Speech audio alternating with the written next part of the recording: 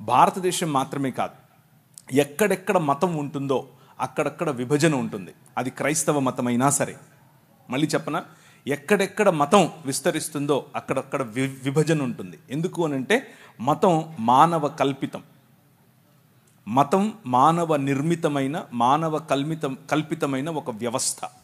మతాలు ప్రజల మధ్యలో చిచ్చు పెడతాయి. మతాలు ప్రజలను ఒకరికంటే తక్కువగా చూసే ప్రయత్నం చేస్తాయి. మతం అనేది ఒక విగ్రహం, మతం అనేది ఒక విగ్రహం. అది క్రైస్తవ మతమైనా సరే, డినామినేషనల్ రూపంలో, శాఖ రూపంలో ఉండే విగ్రహం. ఆ విగ్రహం ఎదుటి మనిషిని మనిషిగా గుర్తించటానికి, నా శాఖలో లేకపోతే, నా బాటలో లేకపోతే ఆ మనిషి మనిషే కాదు, ఆ మనిషిని నేను ప్రేమించక్కర్లేదు, ఆ మనిషిని నేను దూరం ఉంచాలి అన్నటువంటి వ్యవస్థ మత వ్యవస్థ. ఆ మత వ్యవస్థ భారతదేశంలో మాత్రమే కాదు, ప్రపంచ యావత్తూ ఉంది. కానీ మీరు అడిగిన ప్రశ్న పర్టికులర్గా భారతదేశం కోసం కాబట్టి, భారతదేశంలో ఉన్నటువంటి ధర్మము 4 పాదముల మీద నడవాలి అని ఏదైతే చెప్పారో ఆ 4 పాదములు ఏవో కావు. 1 బ్రాహ్మణుడు, 2 క్షత్రియుడు, 3 శూద్రుడు, వైశ్యుడు, శూద్రుడు. ఈ 4 పాదాల మీద నిలబడి ఉండటమే ధర్మం. అదే సనాతనం. సనాతనానికి కుల వ్యవస్థకు వేరు వేరు అర్థాలు లేవు, 2 ఒకటే. ఆ స్ట్రక్చర్ అఖిలాండ కోటి బ్రహ్మాండ నాయకుడు అని పిలువబడినటువంటి దేవుని శరీరముగా ఈ నలుగురిని చెబితే, ఈ 4లోనూ ఈ 4 కులాలలోనూ లేకపోతే వర్గాలలోనూ లేని ప్రజలు దేవునికి బయట చెప్పుల వంటి వారు, లేకపోతే అంటరాని వారు, లేకపోతే మ్లేచ్చులు, దాసులు, దస్యులు, రాక్షసులు, అసురులు అని పిలువబడినటువంటి వారు.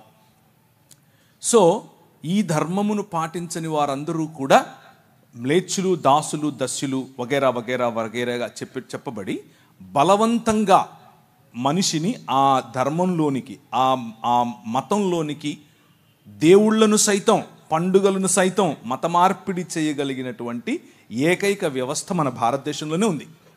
రాజ్యం, ఆ రోజుల్లో స్వరాజ్యం నా జన్మ హక్కు అని ఒక ఆయన అన్నాడు. ఏం పేరు ఆయన పేరు? లోకమా, అట్లా చెప్పకూడదు, లోకమాన్య తిలక్ అని చెప్పాలి. ఏంటా స్వరాజ్యం అని అడిగారు. ఏంటా స్వరాజ్యం అనంటే, బ్రాహ్మణుడై ఉండే స్వరాజ్యం కావాలి, క్షత్రియుడు క్షత్రియుడై ఉండే స్వరాజ్యం కావాలి, శూద్రుడు శూద్రుడిలాగే పడుండే స్వరాజ్యం కావాలి. ఏమయ్యా మేము వస్తామయ్యా, మేము పాలకవర్గంలో ఉంటాము అనంటే, ఒరేయ్ మల్లిగా ఇరిగా ఏం పనిరా నీకు, కుండలు చేసుకునేటానికి నువ్వు పార్లమెంట్లోకి వచ్చి ఏం చేస్తావు? రే నీకే చెప్పులు కుట్టడానికి నీకేంద్రా అన్నడినా. నేను సొంతంగా చెప్తున్నాను అనుకుండారు.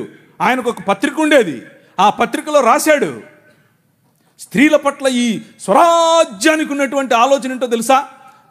ఈ ముందంట పండిత రామాబాయి, ఇంతమంది ఉన్నారు దేవుళ్ళు, ఒక్కడు నచ్చలే, ఆ పోయి తెల్లంతో లేచిపోయింది అని రాశాడు.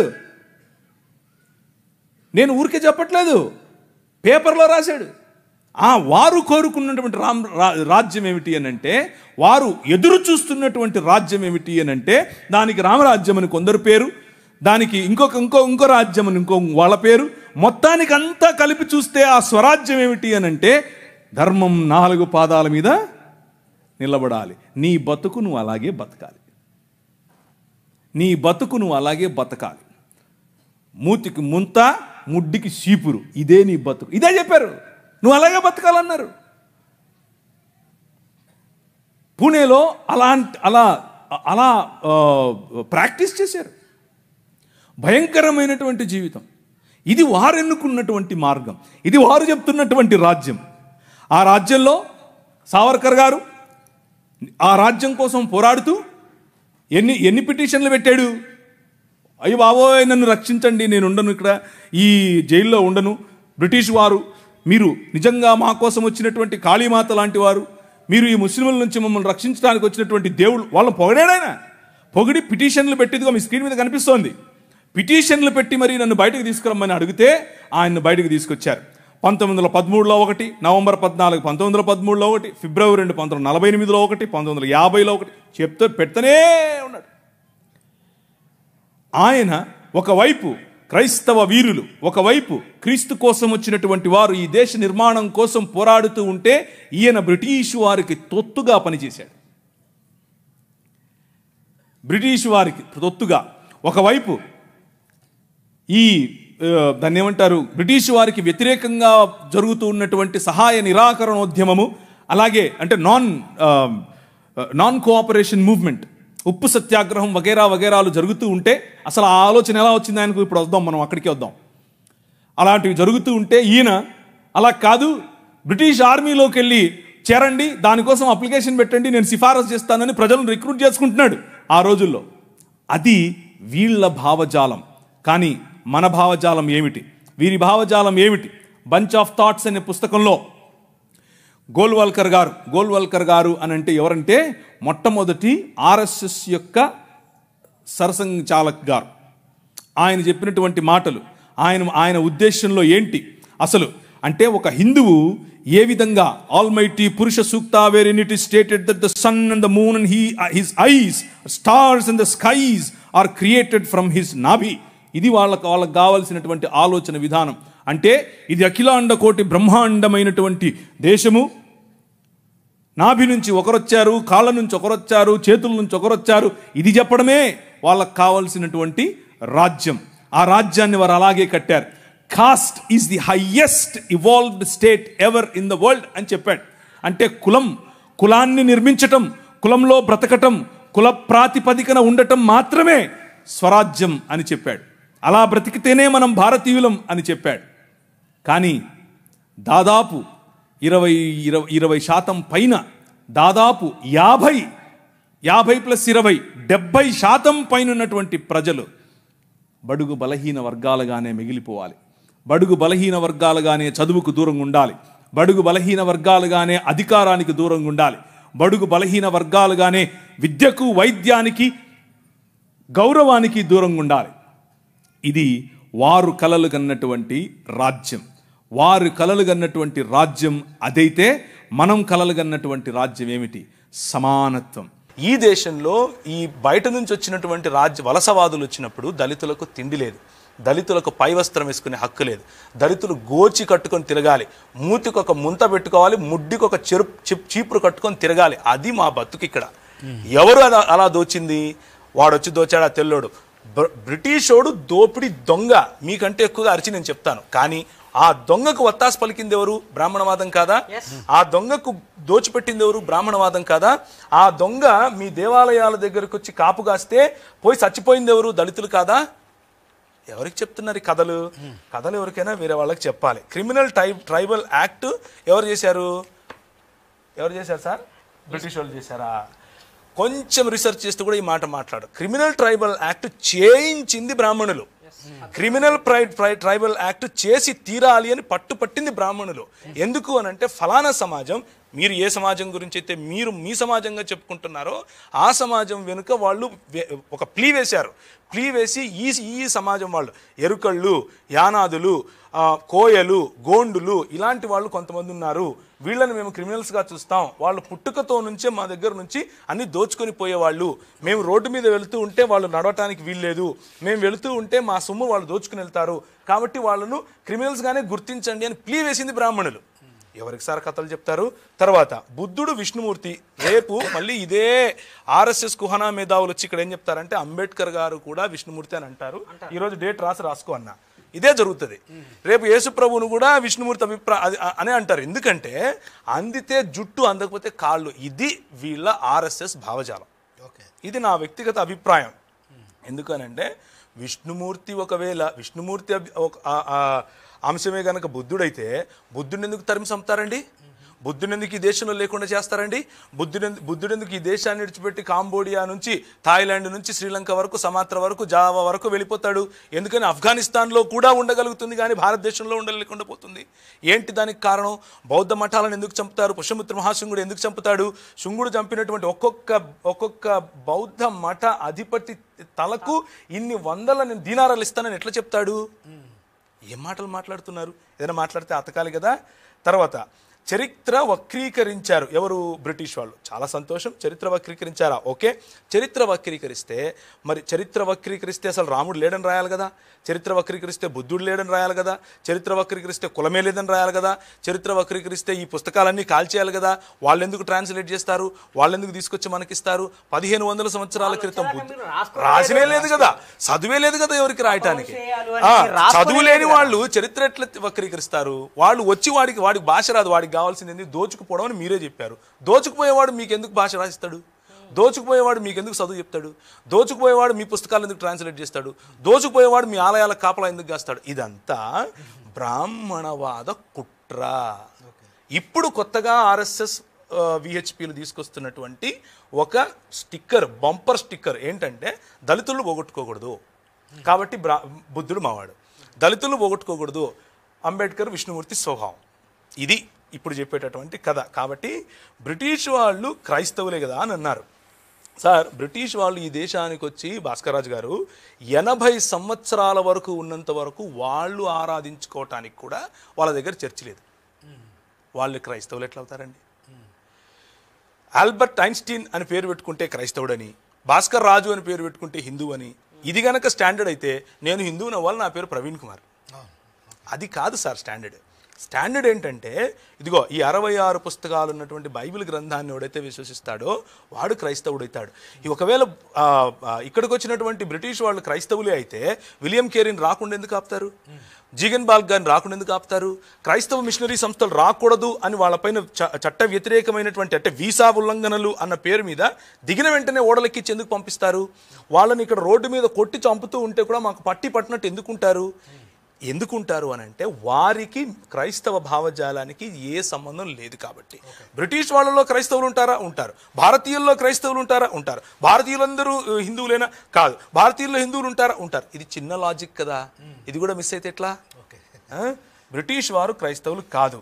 భారతదేశపు చరిత్రను 1200 సంవత్సరాలు తీసేశారు అని అంటే తీసేసిన చరిత్రను ఎక్కడి నుంచి తీసుకొచ్చారో తీసుకొచ్చిండి. మరి తీసేశారు కదా, ఇంక ఉండకూడదు కదా. తీసేసింది ఎలా నిరూపిస్తారు? నిరూపించండి. మరి ఒకవేళ ఉంది అని అంటే తీసేయలేదని అర్థమవుతుంది కదా. ఇది లాజికలీ కాంట్రడిక్టరీ స్టేట్మెంట్. చరిత్రను తీసేయటం ఎవరి చేత కాదు. చరిత్ర ఎప్పుడు చరిత్రనే. ఇంకోటి, బ్రిటిష్ వారి సహకారంతోనే అంబేద్కర్ గారు పార్లమెంటు మెట్లెక్కారు అని సోదరులు చెప్పారు. నిజమైన స్టేట్మెంట్. ఎందుకు అనంటే బ్రిటిష్ ప్రభుత్వం రాకముందు ఈ దేశంలో ఉన్నటువంటి బడుగు బలహీన వర్గాలు, ఎస్సీ ఎస్టీ బీసీ మైనారిటీలుగా చెప్పుకున్న మైనారిటీల్లో మరి ముస్లింలు నేను ప్రత్యేకిస్తున్నాను. ఎందుకంటే అప్పటికి పాలక వర్గంలో ముస్లింలు ఉన్నారు. లేని వాళ్ళు ఎవరు అనంటే బీసీలు, లేని వాళ్ళు ఎవరు అనంటే ఎస్సీలు, లేని వాళ్ళు ఎవరు అంటే ఎస్టీలు. అలాంటి వారికి గొంతుకగా మారారు క్రైస్తవ మిషనరీలు. అలాంటి వారికి చదువు చెప్పారు క్రైస్తవ మిషనరీలు. అలాంటి వారికి స్కూళ్ళు పెట్టారు క్రైస్తవ మిషనరీలు. అలాంటి వాళ్ళకు వైద్యం అన్నారు క్రైస్తవ మిషనరీలు. వీళ్ళేమన్నారు? పై వస్త్రం వేసుకుంటే స్తనాలకు వస్తామన్నారు. వీళ్ళేమన్నారు? మీరు చదివితే మేము మీ నాలుకలకు వస్తామన్నారు. బ్రెస్ట్ ట్యాక్స్ ఉండేదండి.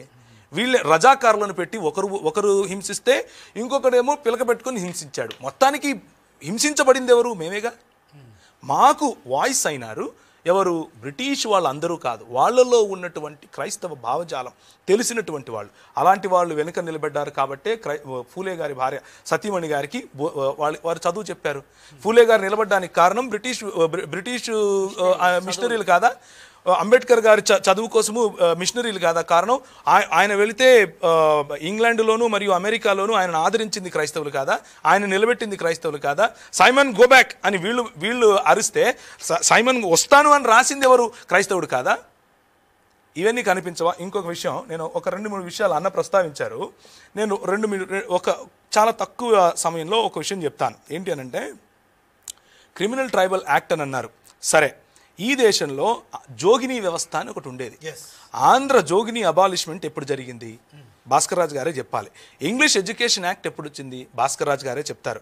ఆస్తి హక్కు శూద్రులకు ఎవరు తీసుకొచ్చారు? ఒకవేళ ఆస్తి హక్కు శూద్రులకు, చదువు హక్కు శూద్రులకు లేకపోతే ఈరోజు భాస్కర్ రాజు గారు ఇక్కడ కూర్చుని రక్షణ టీవీలో మాట్లాడగలిగే వాళ్ళ? ఎవరు తెచ్చారో సమాధానం చెప్పాలి. రైట్ టు ఎడ్యుకేషన్ ఎవరు తీసుకొచ్చారు? ఆయన డాక్టర్ అయ్యారుగా, ఎలా అయ్యారు? ఒక వైద్యుడు ఒక చోరుడు ఇద్దరు సమానం అని చెప్పేటటువంటి సనాతన ధర్మం ఎక్కడ? రైట్ టు ఎడ్యుకేషన్ ఫర్ శూద్ర అని చెప్పేటటువంటి ఈ యాక్ట్ 1913 ఎక్కడ? ఈ రెండిట్లో దేనివల్ల మీరు డాక్టర్ అయ్యారు? మీరు సమాధానం చెప్పాలి నాకు. స్లేవరీ అబాలిష్మెంట్ యాక్ట్ ఎవరు చేశారు? బ్రాహ్మిన్స్ ఒక ఒక ఒక ఒక వ్యక్తి శూద్రుడు పెళ్లి చేసుకుంటే భార్యను బ్రాహ్మణుడి దగ్గర 3 రాత్రులు పడుకోబెట్టాలా? ఇది మీ సనాతన ధర్మమా? దాన్ని అబాలిష్ చేసింది 1819లో.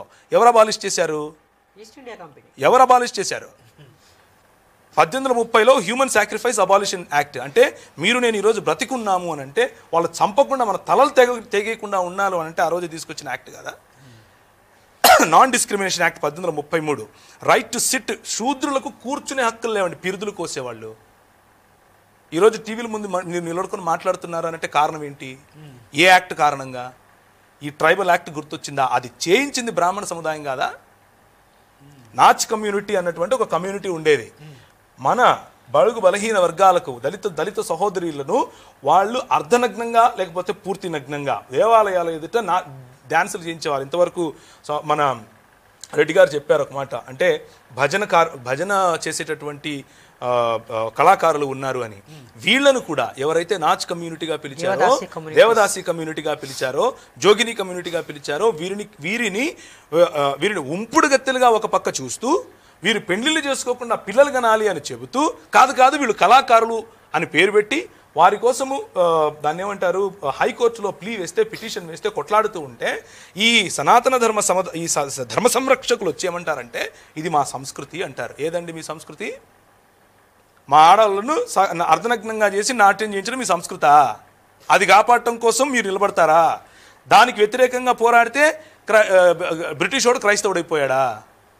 ఇది మనకున్నటువంటి గొప్ప జ్ఞానం. కాబట్టి టైటిల్ సరి చేసుకోవాలి అని మన సహోదరులు చెప్పారు, భాస్కర్ రాజు గారు. నేను కూడా ఒప్పుకుంటున్నాను ఈ విషయానికి. ఎందుకు అని అంటే టైటిల్ సరి చేసుకోకపోతే సనాతన ధర్మం చేసింది ఏమీ లేదు అని తెలిసిపోతుంది. అందుకు సరి చేసుకోవాలంటున్నారు. ఇది నా వ్యక్తిగత అభిప్రాయం, దయచేసి మీరు వేరే రకంగా అర్థం చేసుకోకండి. అలాగే డెవలప్మెంట్తో మతానికి ముడిపెట్టకూడదు అని కూడా అన్నారు. ఎందుకు అని అంటే డెవలప్మెంట్ చేసింది ఏమీ లేదు కాబట్టి. ఎందుకంటే 25% జీడిపి వేరేవాడు కొల్లగొట్టుకుంటూ పోతూ ఉంటే కొల్లగొట్టి ఇచ్చింది మీరు కాబట్టి. 25% వేరేవాడు కొల్లగొట్టుకొని పోతున్నాడు అని అంటే దళితుల దగ్గర కొల్లగొట్టిపోయాడని అబద్ధం చెప్తున్నారు. ఎందుకు? ఆ 25% ఈ దేశంలో దళితుడికి ఆస్తి హక్కు లేదు. దళితుడు ఇంట్లో దాన్ని ఏమంటారు, కొబ్బరికాయల చెట్టు ఉందనుకోండి ఉదాహరణకు, చూస్తాడు ఎవడు ఆసామి, అరే బాగుందిరా కోసుకొచ్చి అంటే నోరు మూసుకొని తీసుకుని ఇవ్వాలి. అది అప్పటి ధర్మశాస్త్రం. మా ఇంట్లో అరటిగలలు పండితే నీవి, మా ఇంట్లో కూతురు పుడితే నీకు, మా ఇంట్లో వంకాయలు పండితే నీకు. మా దగ్గర నుంచి బ్రిటిష్ వాడు ఎక్కడ కొల్లగొట్టాడు? ఎలా కొల్లగొడతాడు? అసలు వాడు మా ఇంటికే రాడు, మీ దగ్గర ఆగిపోయాడు కదా. కొల్లగొట్టి ఇచ్చింది మీరు. వాళ్ళ మీద పేరు పెడితే ఎట్లా? వాళ్ళు దోపుడుగాళ్లే, నేను ఒప్పుకుంటున్నాను. బ్రిటిష్ వాళ్ళు 100% దోచుకుపోయారు, కానీ దోచిచ్చింది మీరు. 25%ని 2%కి తీసుకొచ్చి ఇచ్చింది మీరు. మీ ఆస్తులు కాపాడుకోవడం కోసం, మీ అధికార దాహాన్ని కాపాడుకోవడం కోసం వాళ్లకు తొత్తులుగా మారింది మీరు. బ్రిటిష్ వాళ్ళ తొత్తులుగా మీరు పనిచేసింది మీరు. కాబట్టి డెవలప్మెంట్ లేదు. కాబట్టి డెవలప్మెంట్ అనేది మతానికి ముడిపెట్టకూడదు అని భాస్కర్ రాజు గారు చెప్పారేమో అన్నది నా అభిప్రాయం. మరి పెట్రోల్ ఇచ్చి ఎప్పుడు ఎక్కడ ఎలా దహిస్తారో చెప్తే నేను కూడా వస్తాను. ఉన్నటువంటి పెద్దలందరికీ నా నమస్కారం అండి. నేను రిజైన్ చేశాను, రిటైర్డ్ అవ్వలేదు. నేను జడ్జిమెంట్ గురించి చాలామంది చెప్పారు పెద్దలు. నా పేరు సరిత అండి. నేను ఒక విషయం మాత్రం చెప్పదలుచుకున్నాను. మా అంబేద్కర్ గారు ఏం చెప్పారంటే ఇంటర్ కాస్ట్ మ్యారేజెస్ జరగడం వల్ల సొసైటీలో ఈ తారతమ్యాలు అనేవి తగ్గుతాయి అని చెప్పారు. కానీ దానికి నేనే ఉదాహరణ. నేను బ్రాహ్మణ్ అండి, మా హస్బెండ్ ఎస్సీ మాలా కమ్యూనిటీ. కానీ నేను ఎస్సీగా మీరు ఎదుర్కొన్నారో లేదో తెలియదు, కానీ నేను మాత్రం అంటరానితనాన్ని చాలా బ్రహ్మాండంగా ఎదుర్కొన్నానండి. ఎందుకంటే మాది ఇబ్రహీంపట్నం దగ్గర, అక్కడి నుంచి 5 కిలోమీటర్లు ఆగపల్లి గ్రామం అండి. పెళ్ళైన తర్వాత 2 సంవత్సరాలకి నేను అక్కడ చిన్న విద్యాలయాన్ని స్టార్ట్ చేశాను, ప్రైమరీ స్కూల్ అనమాట.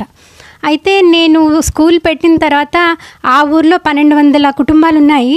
అందులో 70% బీసీలే ఉన్నారు, ఒక 30% ఎస్సీలు. అందులో 7 కుటుంబాలు మాత్రమే ఎస్సీ మాల కుటుంబాలు అనమాట. అయితే నేను ప్రతి ఇంటికి పిల్లల కోసం వెళ్ళేదాన్ని. వాళ్ళు నన్ను చూసే చూపండి, నేను పుట్టి పెరిగింది బ్రాహ్మణ్గా కాబట్టి నేను మొదటిసారి అప్పుడు ఫేస్ చేశానమాట. ఏంటి చూపు, ఏంటి అసలు నువ్వు మా ఇంట్లోకి అడుగు పెడతావా అన్నట్టు చూసేవాళ్ళు. ఇట్లా ఒక రకంగా నాకు అప్పుడు అర్థమైందండి, ఏంటి అసలు ఇది ఎస్సీలు అంటే ఇంత దారుణంగా ట్రీట్ చేస్తారా అని మంచినీళ్ళు ఇవ్వడానికి కూడా హెసిటేట్ చేసేవాళ్ళు. ఆ రకంగా నేను పెట్టిన స్కూల్లో 2 సంవత్సరాల వరకు మా ఊళ్ళో నుంచి ఒక్క పిల్లాడు కూడా రాలేదండి. నాకు వేరే ఊళ్ళ నుంచి బస్సులలో వచ్చారు పిల్లలు. ఫస్ట్ ఇయర్లో 80 మంది వచ్చారు. తర్వాత 2 సంవత్సరాలు నన్ను పరీక్షగా పెట్టి చూసి నా చదువు అంటే చూసిన తర్వాత డెవలప్మెంట్ చూసిన తర్వాత అప్పుడు 1-2 మొదలుపెట్టారనమాట రావడం. అంటే మేము ఎస్సీలం అన్న విషయం బయట వాళ్ళకి తెలియదు కదా, చుట్టుపక్కల గ్రామాల వాళ్ళు వచ్చేవాళ్ళు. కానీ మా ఊరి వాళ్ళు మాత్రం వాళ్ళ పిల్లల్ని జాయిన్ చేయడానికి ఎట్టి పరిస్థితుల్లోనూ ఒప్పుకోలేదు. ఎందుకు అంటే ఎస్సీలు నడుపుతున్నారు స్కూల్ కాబట్టి మేము జాయిన్ చేయమనే మాటే డైరెక్ట్గా. ప్రతి సమ్మర్ హాలిడేస్లో స్కూల్ మూతపడిపోతుంది, ఎస్సీల స్కూల్కి ఎవరు వెళ్ళొద్దు అని నా వెనకాల ప్రచారం చేసేవాళ్ళు. ఈ రకంగా నేనే ఫేస్ చేశానండి. అంతేకాదు మా పాప పేరు వెన్నెల అనమాట. మా హస్బెండ్ ఏంటంటే గద్దర్ గారి కూతురు పేరు పెట్టుకున్నారు. నాకు కొన్ని ఫోన్లు వచ్చాయి తెలిసిన వాళ్ళ ద్వారా. వాళ్ళు ఏమన్నారంటే మీ అమ్మాయి పేరు వినీలా అని మార్చుకో, వెన్నెల అన్న పేరు చెప్తే నువ్వు ఎస్సీ అని అందరికి తెలిసిపోతుంది అని చెప్పి నాకు ఆ సలహాలు కూడా వచ్చినాయండి. ఇట్లా ఉందండి పరిస్థితి. నేను ఇంటర్ కాస్ట్ మ్యారేజ్ చేసుకోవడం వల్ల సొసైటీలో ఎలాంటి మార్పు రాదండి. ఎవరైతే అమ్మాయి ఎస్సీలను చేసుకుంటుందో ఆ అమ్మాయి ఎస్సీగా మారిపోవాల్సిందే తప్ప వీళ్ళు మాత్రం హయ్యర్ కాస్ట్ వాళ్ళని వీళ్ళని కలుపుకోరండి. ఇది మాత్రం నేను ప్రత్యక్షంగా అనుభవించాను. ఈ ఒక్క ఎక్స్పీరియన్స్ని మీకు చెప్పదలుచుకున్నాను. ఇంకా చాలా ఉన్నాయి కానీ ఇది ఒక చిన్న ఉదాహరణ. జడ్జిమెంట్ మీద అంటే క్రిమిలేయర్ ఇప్పుడు హోమోజీనియస్ అంటున్నారండి. హోమోజీనియస్ క్లాస్ హెటరోజీనియస్ అని చెప్తున్నారు వాళ్ళు. ఎలా అవుతామండి? ఇప్పుడు నేను బ్రాహ్మణ్, నన్ను హోమోజీనియస్ కింద లెక్క కట్టేశారు కదా, ఇది ఎగ్జాంపుల్ సరిపోదా? హెటరోజీనియస్ ఎలా అవుతుంది? మరి అలా అనుకున్నప్పుడు నేను బ్రాహ్మణ్ కాబట్టి నన్ను సపరేట్గా కౌంట్ చేయాలి కదా ఎస్సీని పెళ్లి చేసుకున్నప్పటికీ. కానీ నన్ను హోమోజీనియస్గానే మార్చేశారు కదా, ఇదొక ఎగ్జాంపుల్ సరిపోదా? క్రిమిలేయర్ అంటున్నారండి. క్రిమిలేయర్ అంటే ఐఏఎస్ ఐపీఎస్ వాళ్ళ పిల్లలు ఇప్పుడు సార్ చెప్పినట్టుగా కింద ఒక చప్రాసీకి గవర్నమెంట్ జాబ్ ఉన్నంత మాత్రాన వాళ్ళ పిల్లలకి ఇంకా ఉద్యోగాలు అక్కర్లేదా? వాళ్ళు ఎలా బాగుపడతారు? క్రిమిలేయర్ పెట్టడం అనేది ఏంటంటే ఇది మనకి రిజర్వేషన్ అనేది ఇచ్చింది ఎందుకండి? అంబేద్కర్ గారు కేవలము ఈ అంటరానితనాన్ని రూపుమాపాలి అనే ఉద్దేశంతో ఏర్పాటు చేయబడింది, కానీ అది పవర్టీ గురించి కాదు కదా. It is not an anti poverty programme. కాబట్టి దీని రిజర్వేషన్ని ఎందుకు క్రిమిలేయర్ దగ్గర తీసుకెళ్తున్నారు, దాన్ని ఎందుకు ఇంట్రడ్యూస్ చేస్తున్నారు అనే విషయాన్ని మనం అందరం కూడా ఆలోచించాల్సిన విషయం. ఇక్కడ క్రిమిలేయర్ అనే ప్రసక్తి రాకూడదు. ఓబీసీలు వేరు, వాళ్ళకు ఉన్నదేంటి సొసైటీలో అంటరాంతనం అనేది వాళ్ళు ఫేస్ చేయట్లేదు కదా, మనమే కదా చేస్తున్నాము. మనకి క్రిమిలేయర్ని ఎలా వర్తింపజేస్తారు? ఈ విషయాన్ని కూడా మనం అందరం ఆలోచించాలి. ఇలాంటి అవకాశం ఇచ్చినందుకు థ్యాంక్స్ అండి.